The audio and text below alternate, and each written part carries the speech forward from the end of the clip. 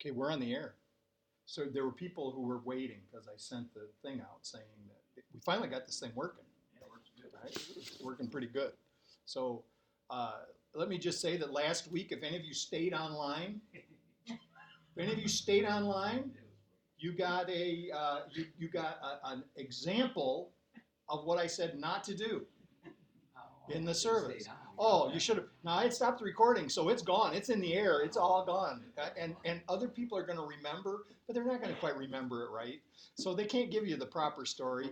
So if anybody comes to you with a story about what the minister said after the service last week, you don't have to believe any of it because it's strictly interpretation and there is no record. Yeah. All right? All right. That's right. So, all right, so I'm going to tell you a story. Well, it's a new year, okay? And I got the newspaper this morning, and on the front page of the Rockford newspaper, it said, the headline was, "Wait till this year." Wait till, because last year, the first Sunday paper of the year actually said on it, "Wait till 2016." And they put this big plan thing together, what's all going to happen, and just the beginnings of it were going to happen in 2015, but now 2016, that's the year to look. So I guess last year in January they wanted you to skip the whole year and forget about hope until next year, right? Well, I read the article, and I'm telling you, there's not that much good news in it. There is some good news in it, but what it looks like is a report of delays. That's what it looks like to me. So maybe the good news that our city fathers will have for us will come in 2017. We'd be hopeful though. We'd be hopeful. But here's the thing that I was reminded of as I'm reading it. I'm a little disappointed because talking about the hotel that's going in the Amrock thing, and that the construction was supposed to start on that thing like last April or something like that, and now they said it may start this year for the hotel, right? So I was a little disappointed in that. But there are a lot of good things happening downtown. Then I remembered this story that uh, that just kind of jogged me out of it. That really everything is okay. I mean, everything is okay right now. Really, right now, you may have some concerns, right? You may have some concerns, some worries about different things in your life. There could be some events, there could be some impending problems. But right now, in this moment, if we really look at it, we really focus on it, everything is okay. So I was remembering many years ago now, 32 years ago, I had, well, it was a little bit longer than that because it was in October. I rode my bicycle to an NA meeting in Beloit, and I had 90 days clean. I was excited. Rode my bicycle up to Beloit, went to the meeting. Oh, they were so nice. Everybody was really happy. Like, oh, yay, somebody stayed clean. Great. It's fabulous. And it was a really nice meeting and everything like that. And I'm feeling good. I have a little bit of gratitude. Not that much. We're still complaining about a bunch of stuff. On my way home, I'm riding home, and I start thinking about all the things that are wrong. I start thinking about, here's what I'm thinking in my mind. 90 days clean to me is like all the time in the world. I'm thinking like my life should be totally repaired. Everything should be exactly the way it's supposed to be. There shouldn't be any problems. I'm thinking about all the people I owe money to. I'm unemployed, unemployable, the way I'm thinking, unemployable. The house is in foreclosure. All these, all this stuff is wrong. We're on welfare and food stamps, and still got food stamps in a book back then. And things just, as I'm riding home, it just seemed like, oh man. So all the gratitude that I had for having 90 days just kind of like went out the window. And I remember coming around the corner to my house, and there's a maple tree in the front yard. And it had these beautiful reds and golds. And the sun hit it just right. It just struck me, almost knocked me off the bike. Just like, it was just stunning the way that it looked. And I'm not going to say it was a voice, but it was a knowing came into me and said, everything's going to be all right. Everything's going to be all right. And 17 years after that, the story's getting longer. 17 years after that, we had built a company and had had some very prosperous years. And then we had fallen on some hard, not just us as a company, but the whole like technology sector had taken a nosedive, and the stock market had crashed. It was, in the year 2000, and things were not good. And my partner called me I was on my way up to a convention in Wisconsin. I was going to speak, and my partner called me and said, "Well, it's all over. The buyers backed out, and we don't have the cash flow to keep the thing going. We're going to have to shut it down." So I remember I had a flip phone. Snapped that phone shut, and I said, "Well, that's it. We're done. We're done." And all my hopes and dreams, we were going to sell the company, and I knew exactly what I was going to do with the money. I was going to go to ministerial school. That was my plan. I'm going to ministerial school, and I'm going to use that money to live on for those 2 years, and there'll still be some left over. Things will be great, no problem. But now it's gone. It's all gone. And I'm sitting in that car, and it was exactly 17 years from that date that I had 90 days clean. And we get up there to the convention, and then I get another call, and I find out that my partner is like actually doing something behind my back to come out of it a lot better off than I was going to be. So I get mad, and I start making all kinds of phone calls, and by the time I was done making the phone calls, I had ruined his plans, and I had taken the entire customer base to another company. So I was upset, right? I was upset, and I got my revenge. It didn't make me feel any better. I still felt like everything was not very good. So I was thinking, man, I got to speak. I got to speak this afternoon. I have no idea how I'm going to do this because I'm feeling like I got nothing. I got nothing to share. So I get on. I decide I'm gonna go for a bike ride. I go out and I go right into the state parks, like half a mile away. And I climb to the top of the hill, going into the state park, and the state park guy says, "Oh no, you can't ride here. There's no mountain biking here." And I'm like, "Oh, just fine, just another thing, right?" And he says, "No," he says, "Go down to the bottom of the hill and turn there, and you go to this place. It's called is it 9 Mile or 6 Mile? 9 Mile. 9 Mile Park." So I go to 9 Mile Park, and I'm still upset. I'm seething, and I just start standing on the pedals, and I'm just flying through the trails, and I don't see anything. I'm not aware of anything except that I'm mad, and my life is messed up, and I'm taking no enjoy. What I'm doing is actually like I got my bicycle has become a punching bag, and I'm just like pounding it out, just trying to get the frustration out. Finally, after, who knows how long, I was in the park at least a half hour, before maybe 40 minutes, before finally I come up to the top of a ridge, around a corner, and there's a guy standing next to his bicycle.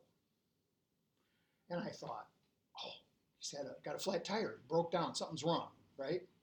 So immediately I stopped thinking about all my troubles. And I'm thinking, here's somebody that needs a hand. So I pull over and I ask him. I say, "You need something? You got a flat? You need a tool?" And he said, "No."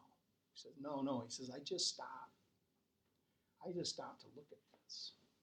And emotion, I turn around, and the whole forest was just ablaze with color. All of the reds and the golds, not just one single tree, but the entire forest.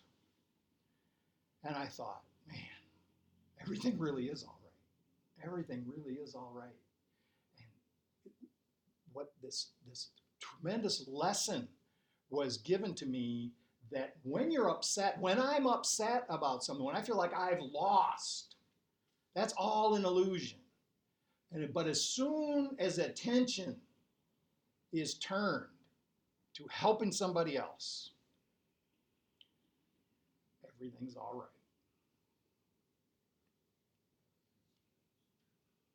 Let's get quiet and do this meditation.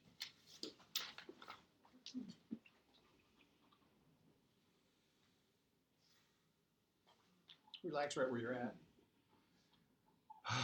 You may want to put your feet flat on the floor if you can.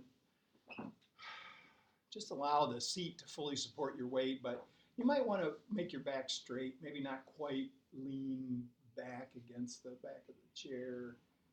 Just feel almost as if there's a thread that's coming out the top of your head and it's pulling you up straight. And you focus on the breath. Don't try to change it. Just notice it. Just pay attention to how it works. Don't think about it.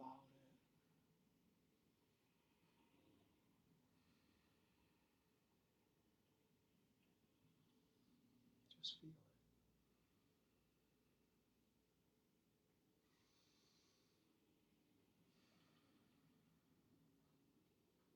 If any thoughts should come to mind, just think about them as if they're clouds in a blue sky. And they're just moving with the wind.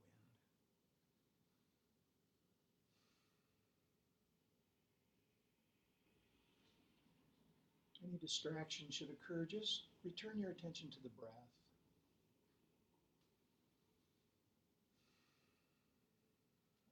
And don't even try to remember anything that I'm saying.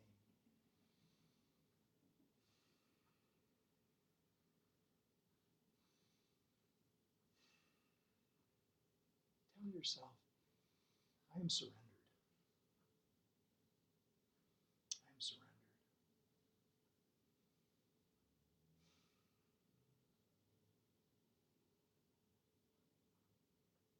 See if you can get an image of the Buddha sitting amongst his followers and saying, and the fifth precept is that I will endeavor to abstain from toxic substances. Now, originally, the Buddha would have said, I will abstain from stupefying drink. But today, is widely practiced as refraining from taking any toxins into the body. Further, many decide to abstain from toxins entering the mind. The false self of the ego loves toxins. Its agenda is kept firmly on track by anything that distracts us from seeing the truth. When we make this decision, we only want to focus on the drugs which have complicated our lives. Wherever we begin is fine. But we feel ourselves becoming more mindful, even now. We may add other items to our abstain list. But most important is to surrender to the desires of the heart. To be happy is to be in the moment, focusing on what is in front of us right now. And toxins make it more difficult to focus. So we would do well to let go of any that we are aware of and be willing to examine any others that may come to mind.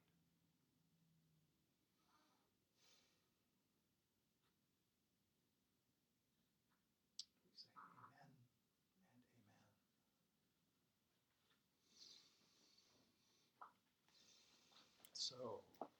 So toxins, toxic material. It's really difficult to avoid it. Listen, if you read, you got it. I found a new. I'll give them a little plug. I found a new website online. It's called Examine.com. What they do is they go out and they actually research and find all the studies about different supplements that you might want to take. And there's so many supplements that are touted, and everybody's got a new formulation, and this is going to do that, and all these things. Well, these guys, what they do is they're not selling any supplements, okay? That's the first thing you should know. And what they do is they go out and look at all the studies. And they'll even show you studies where they contradict each other. So you can see that one group found this and another group found this, right? So, but there's a lot of stuff out there that people are telling you are good for you that really are worthless or actually not good for you. Kind of, so this is just, and this is like a tip of the iceberg. We're thinking about the food industry. There's so many ways. When we start talking about this fifth precept of not taking toxins into the body, this is not simple. This is a complicated situation.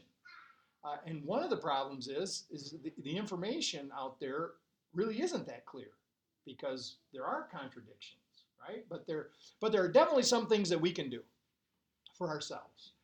Obviously, and by the way, when I said about stupefying drink, alcohol, whatever other drugs, I'm not assuming that anybody out there is in the same situation that I'm in. I do believe there are people who don't have any problem having a glass of wine with dinner, maybe a couple. They may have a problem after they have 3 or 4, but generally speaking, they're not having a problem, right? So that's not up to me to talk about that. But look, you want to argue about this? Argue with the Buddha. He said it. I didn't say it. I'm just giving you the information. So he just said we're going to endeavor to refrain from taking in toxic substances. And so, so we look at and each and every one of us really. This is the whole idea about getting mindful. Once we get mindful, we become aware. It's very difficult to be in denial once we start working on this mindfulness. But here's one of the problems. There's an old saying, again, I think it goes all the way back to Genghis Khan. And it says, it's really difficult to meditate after a night of drunken pillage. He said actually a couple other words that I'll just leave out for today, right? Very difficult to have a meditation, in the midst of a life of craziness. But we're not, most of us anyway here are not crazy. But so we get out of this denial by paying attention to what's going on with us in the moment. This is the whole idea about mindfulness, is to pay attention to the moment, to notice what we're thinking, to notice what we're feeling, and then to stay with it. Yesterday, I think I told Andy about this. Somebody was upset. They were having some anxiety, and I said, listen, think about that anxiety. Personify that anxiety. Think about it as being a live thing. Could be a person. You could visualize it as a person. You could visualize it as some kind of an animal. And I want you to just look it in the face. Just look. Don't try to avoid the anxiety. Don't try to escape the anxiety. Look at the anxiety in the face. And then take both of its cheeks in your hands. Kiss it on the lips. It's a visualization. Okay, it's a visualization. It may help, it may not. It helps me. It helps me. See it for what it is. Feel it. Know it. Don't try to get rid of it. Don't try to, because here's the problem. I heard this guy say once, he said, let go or be dragged. So we want to be able to let go of these desires of the ego, but we want to stay with suffering. So when suffering happens, it could be the opening of a door, or it could be continued suffering. If we try to avoid it, if we try to escape it, maybe we might try to escape it by taking toxic substances into our body. If we try to escape it, it will not go away. But here's what happens if we get intimate with our suffering. If we get to know it, hold it close for a moment, it will do one of two things. It will either change or it will run away. So this is what we're trying to do, is to become mindful about what's going on, to bring ourselves back into the moment over and over again. And every time we find ourselves lost in what people call it reverential thinking. We're continually thinking about how everything that's happening is affecting us. Everything that's happening, how does it affect me? What's going to happen? What's it? Stop it. That self that we're worried about when this occurs in our mind, that self isn't even real. What's really going on is we are part of a larger organism. And I'm not saying not to pursue the desires of your heart, because this is really important. It's the best thing for the whole is for each one of the component parts to do what its talents and abilities lead it to do. So really, what's in you, the good, the desires of your heart that are in you, those things, we want to pursue those things. But the fear of loss, the tendency to try to own, to grasp, to hold, to not let go, these just cause continued suffering. No matter what happens, no matter, many studies have shown that there's a certain level of stuff that you need to feel okay, and then after that, it really doesn't help. Even though we think it's going to, it really doesn't help. They show that once you get to a point of what we would call, well, what we used to call here in America the middle class. Once you actually get into the middle class and you're not struggling to make your bills and to put food on the table and that kind of thing, like it's happening, it's, you're regularly cared for and you have some sense of security with that. The more money you add and the more stuff you add really doesn't make you any happier. Every study that they've done has shown this. What happened, the reason is, and we talked about this in the happiness series that we did, the reason is this thing called hedonic adaptation. That once we get something, we get used to it. So part of that study showed that people, if you ask people in Minnesota, if people in California generally are happier than people in Minnesota, the people in Minnesota say yes. They say yes, the people in California are happier because of sunshine in there all the time. It's not cold and snowy and stuff like that. Turns out it's just absolutely not true. It actually turns out the general level of happiness is greater in Minnesota. Because people get used to the sun shining every day. And then it's not that big of a deal. It's like a really big deal when it rains, right? So and people in Minnesota actually also live, that's a state where people live longest in the United States. But anyway, this idea is the more stuff we get, although we think it's going to make us happy, it doesn't. And so what we do is we pursue more stuff. We just pursue more stuff. And so this is one of the things. The pursuit of stuff becomes a toxic pursuit. Because all we're doing is adding to our suffering. Whereas we might want to formulate a plan. I know sometimes what you do though is you say, man, if I sit still, I can't just sit still and not do anything because I'm going to lose what I do have if I just sit still. So how look, I got to figure out this balance, right? Well, that's where the mindfulness comes in. We get quiet. We figure it out. I don't have to just be pursuing all the time, pursuing more and more. It's very interesting. This pursuit of happiness generally doesn't lead to it. I like that it's there. I like that it's actually written down. That it's a right to do it, but it's not working that well. So this then things become toxic, and then activities become toxic, and there's no way you cannot sit in front of the television. You cannot sit in front of the television. Oh, well, now you can. If you put on a movie, well, not any movie, but you could find one. You could put on a movie and watch for a couple hours and not have toxic material going into your mind. And I'm not, listen, don't get me wrong. Anybody who knows me knows I'm not the censor. I want you to be able to watch whatever you want to watch. It's not a problem. But what I'm saying is we need to be paying attention because the stuff that's coming from the screen is going into our minds and polluting us many times, and we don't even realize that it's happening. The fear that just comes spewing out. It's really the ego's got to be one of the ego's best friends. So I'm going to make some decisions about these things, about how am I going to continue to take these things. And every year at this time, I'm totally off book now, by the way. So that's just the way it is. So every year at this time, there's all these decisions to be made about what am I going to do different? How am I going to do this? And I tell people who are close to me, I say roles and goals, roles and goals. This is the thing that we got roles that we play in life. We got the role of being a family person. We got a career. Some of us see ourselves as a financial figure of some kind or another. I see myself as a financial figure. I spend a lot of money. But I'm having a terrible time saving any of it.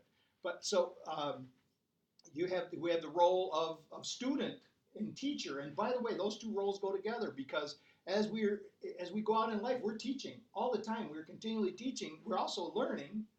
And so I always try to put it first. I got this role of being a student / teacher. I may want to list down. I have the role of being a recovery person, but I put that in the student teacher thing because you should only have 5 that you're dealing with. And you think about these roles. Oh yes, and I always make sure I say it every year. I have the role of athlete. Wait for some judgment or something. Yes. So I want to. I need to have a goal or 2 concerning each one of those roles, and the goal cannot be. Okay, I could have hopefully a person could have the goal of lover. I mean, I'm hoping for all of you, okay? So you could have the goal, you could have the role of lover.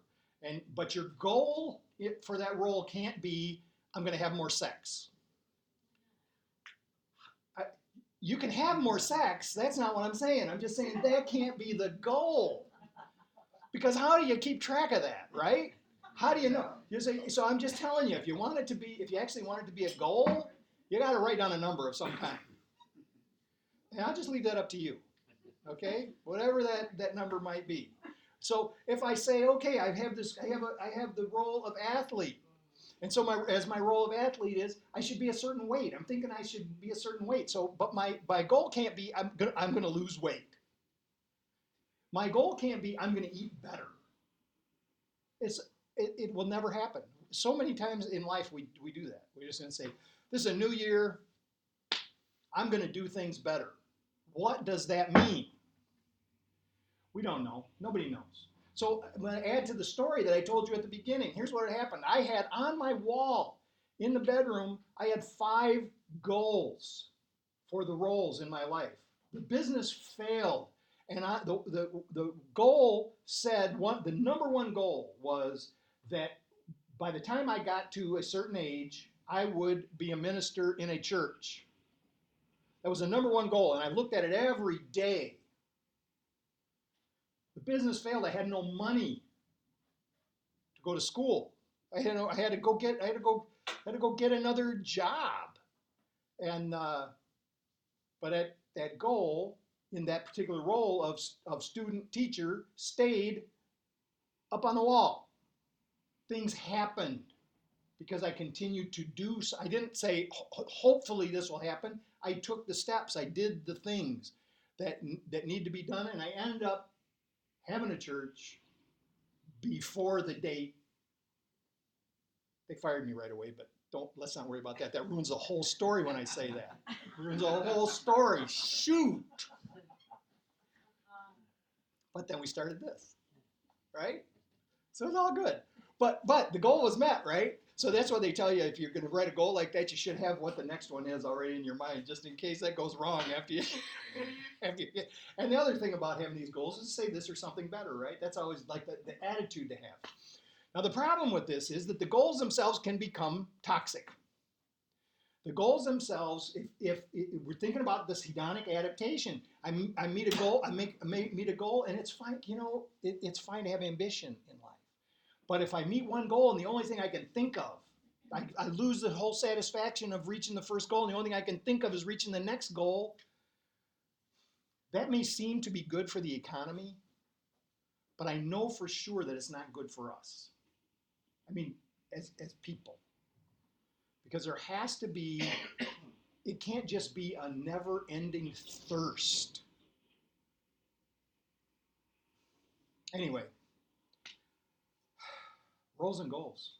It's the first of the year, I think. So things are in order. This is one of the most important things. This is for tomorrow's meditation. It's almost impossible to see it sometimes, but actually things are in order. That there is divine order in operation right now, even if things seem chaotic in our lives. The divine order is happening. And when we begin to work with this mindfulness, we start to notice that goodwill is available at all times. And goodwill, you can translate that if you like. If you're more comfortable, you can just say God's will. God's will is for good in every situation. Now, I want to be very clear about this, and every time I talk about this, I make sure I say this. That does not mean that your friend dying was God's will. That doesn't mean that my business failing was God's will. That does not mean when something bad happens that that's just God's will. This is what we go, something goes bad, what do? Either I'm being punished, it's God's will. I mean, some baloney like that. What goodwill means and what divine order means is that everything is happening as a result of cause and effect. It's just cause and effect is in operation. But goodwill, divine order means that no matter what happens, that the good is available right now. Yes, this happened. Whatever bad thing happened that you might have thought of when I said that's not God's will, that's done. That's gone. Even if it just happened yesterday, this is the new day. And this this goodwill always exists in the present moment. That's where it is. And so God's will is always operating, and this is the only thing we've got is the present moment, is the nexus of creation. It's when things do, from this moment, that's it. So God's will is always presenting the good to us, giving us a good choice, right? Unfortunately, because we are mindless a lot of the time, we are not being mindful, not paying attention, we will not choose the good. We will choose some other bad course. We will make another bad choice, right? Doesn't matter. It's just so important to get this point across. It doesn't matter how many bad choices you make. It really doesn't. The good is always available. Now, that doesn't mean that you're not going to have to put up with the consequences of all the bad choices. There's still, you can call it karma, you can call it whatever you want to call it, but you got to pay the piper, right? I mean, that's it.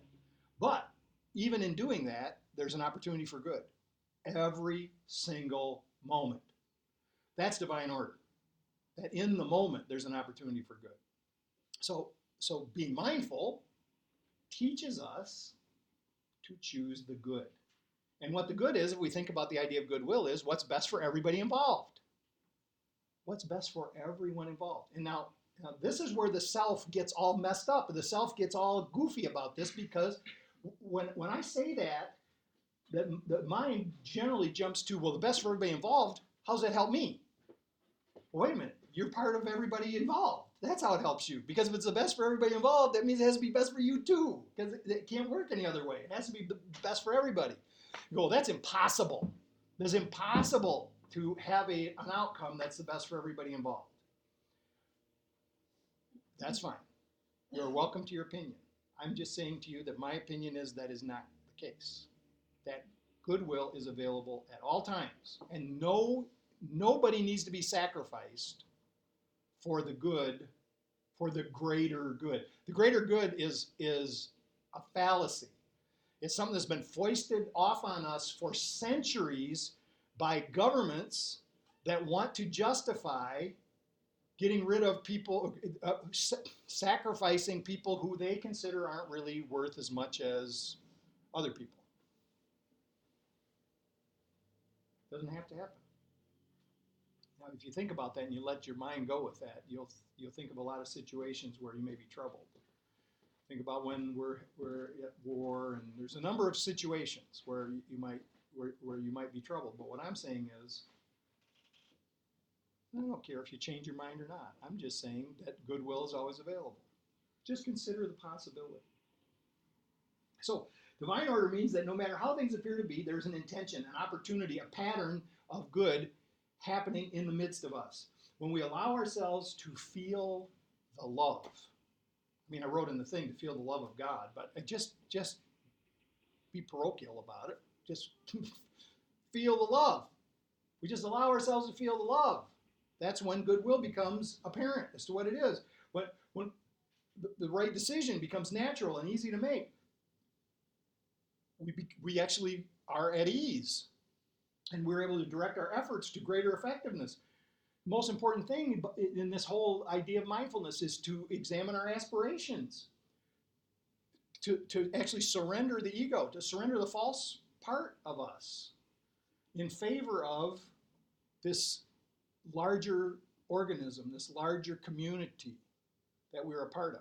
It turns out, again, every study turns out that people who participate in community, who move their self-centered desires out of the way, are happier than the people who don't.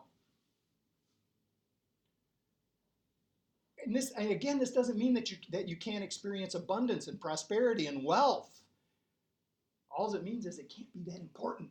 It can't be more important than goodwill. We get things in order. Goodwill has to be the first thing. You could say, I put God first. That's fine. When I say it, I'm thinking goodwill. I'm thinking God's will. I put God's will first. So letting go of toxic substances and situations, we find ourselves embraced by the universe in the present moment. Eliminate, detoxify, get them out of our system. We have spirit within to guide us in our choices, and the heart begins to work in a way that shines a light on the path in front of us. And from this frame of reference, then, that would be a good place to write goals, roles and goals for the year. And write down those things that are closest to the heart's desire. The heart's desire, no matter, don't be confused about it, because the heart's desire is for unity. The heart's desire is for harmony. The heart's desire is for connection. The heart wants to love and be loved. I think that's enough.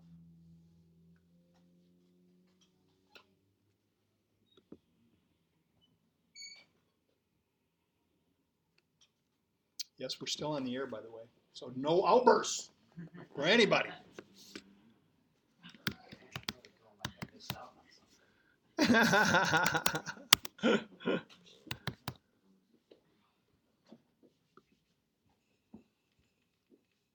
I know y'all still out there listening, trying to hear something. Okay, now's the time you get to talk back.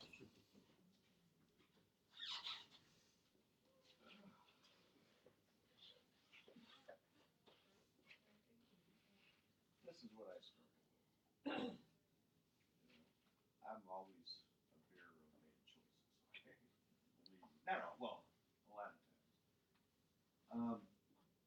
Where I struggle is determining what exactly is God's will, because sometimes it seems like, this has got to be God's will. This is happening all of a sudden.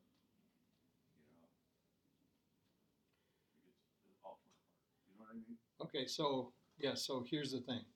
We can know this. And again, accept this or don't. We can know that the overarching will of God is for good, the best for everybody. Okay, the best for everyone. That's the overarching. But what nobody else can tell you, and if they tell you that they can tell you, get away from them as soon as possible, is what specific will is for you. So the specifics of, should I take this job? Should I stay in this relationship? God's will is for us to give love and service in all things. So really, this is the way I think about it. God's not concerned about whether you pursue this romance or this one, right? What happens is, if we're in God's will, is we're giving love. I mean, the love of connection and desire for only good to come to that person in that romance.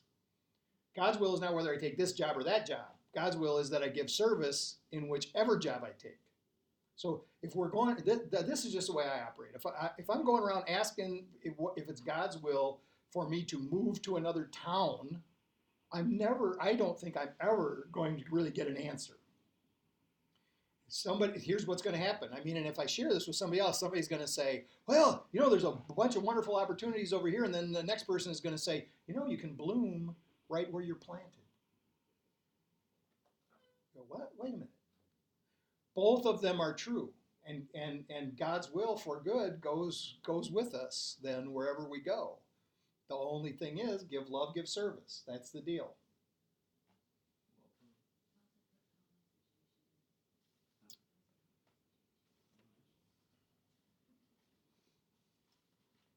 That's well put, really, it is. I never thought about it that way. We sometimes it seems to be so much easier if I could, ask my question and get this like direct answer back, right? And it just doesn't.